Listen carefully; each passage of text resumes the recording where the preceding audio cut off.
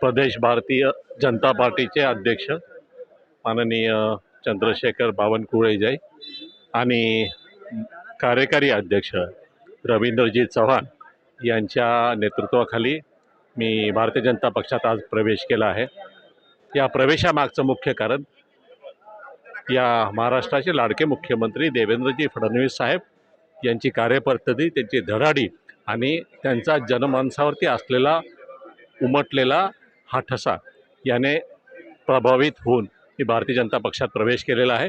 आणि या भारतीय जनता पक्षाच्या सामान्य कार्यकर्ता म्हणून कुठलीही अपेक्षा न ठेवता मी भविष्यात काम करेन आणि या पक्षाचा झेंडा मालेगावात नव्हे, नाशिक जिल्ह्यात नव्हे तर उत्तर महाराष्ट्रात आणि सर्वत्र हा प्रभावीपणे मिरवीन असं मला खात्री आहे आणि त्याप्रमाणे मी प्रयत्न करीन अशी आशा आहे।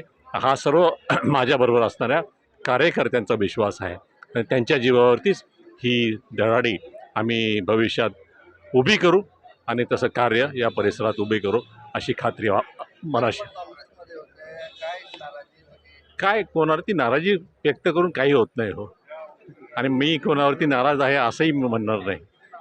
खरं तर कोणावर दोष देण्यात काहीच अर्थ नसतो राजकारणात। व्यक्तिगतरित्या मला कोणावरती दोषारोप नाही, पक्षावरती नाही, संघटनेवरती नाही, संघटनेच्या पदाधिकाऱ्यांवरती नाही, पण भारतीय जनता पक्षाकडे अपेक्षेने आणि प्रेमानं मी आलो आहे। कुठल्या पदाच्या अपेक्षेने नाही, तर भारतीय जनता पक्षासाठी आणि देवेंद्रजीच्या नेतृत्वाखाली काम करण्यासाठी मी इथे आलो आहे आणि ते मी चांगलं काम करून दाखवेल, कुठल्याही पदाच्या अपेक्षेने नाही।